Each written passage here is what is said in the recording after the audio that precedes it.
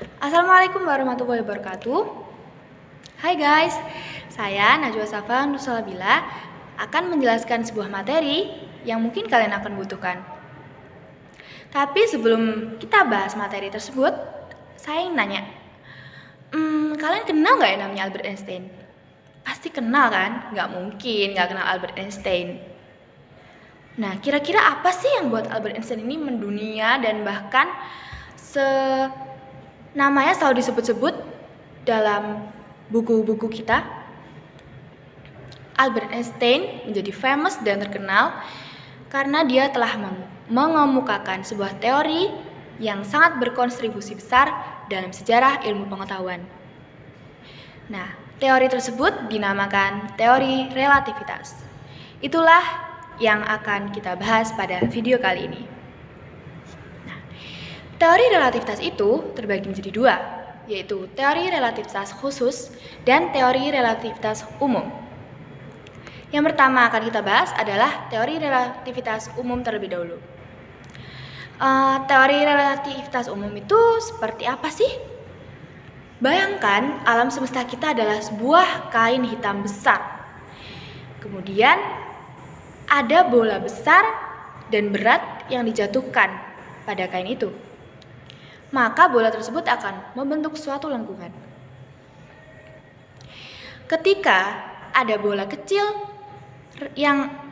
lain yang lebih ringan dijatuhkan pada kain tersebut, maka bola tersebut akan mengelilingi bola besar tadi dengan orbit elips. Yang kedua, kita akan bahas teori relativitas khusus. Teori relativitas khusus itu terbagi menjadi tiga, yaitu relativitas terhadap massa, relativitas terhadap kecepatan, relativitas terhadap waktu. Relativitas terhadap massa itu contohnya seperti apa? Misal kalian itu di bumi ini, massa kalian itu 50 kg. Tapi ketika kalian nimbang di bulan, massa kalian jadi 47 kg. Itulah yang disebut dengan relativitas terhadap massa. Perbedaan massa kalian di bumi dengan perbedaan massa kalian di bulan itu dipengaruhi oleh gaya gravitasi. Karena gaya gravitasi bulan lebih kecil daripada gaya gravitasi bumi, maka massa kalian lebih kecil ketika kalian di bulan daripada ketika kalian di bumi. Nah, yang kedua adalah teori relativitas terhadap kecepatan. Kalian pernah kan pasti waktu naik bis atau naik mobil nih, kalian tuh nengok jendela, kalian merasa kalau jalan itu yang bergerak. Nah, sementara orang yang melihat kalian itu merasa bahwa mobil kalianlah yang bergerak. Itu artinya kecepatan itu relatif. Menurut si A yang di dalam mobil, si B lah yang bergerak. Padahal menurut B, si A yang bergerak. Yang ketiga, relativitas terhadap waktu. Misal nih ya, ada dua anak kembar.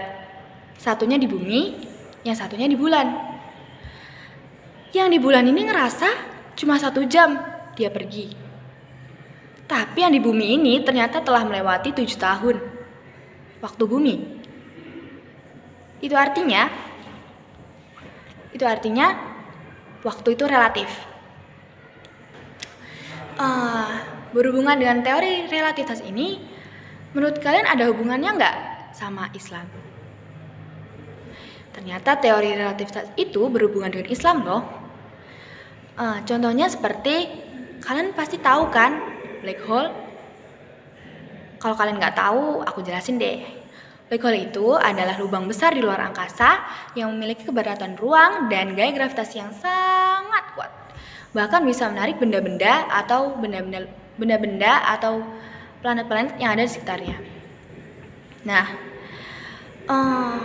kalian pasti juga pernah dijelasin kan waktu SD kalau misal malaikat itu terbuat dari cahaya. Nah, sampai sekarang belum ada yang bisa memastikan nih kalau cahaya itu sebuah materi. Tapi dengan adanya black hole ini, kita bisa tahu bahwa cahaya itu sebuah materi. Mengapa demikian? Karena black hole itu bisa menangkap dan membelokkan cahaya. Dan artinya cahaya itu sebuah materi. Jadi jangan heran kalau guru agama kita dulu mengajarkan bahwa malaikat itu terbuat dari cahaya. Karena cahaya sesungguhnya adalah sebuah materi. Sekian yang dapat saya sampaikan. Terima kasih atas perhatiannya. Mohon maaf ada salah kata. Sampai jumpa. Wassalamualaikum.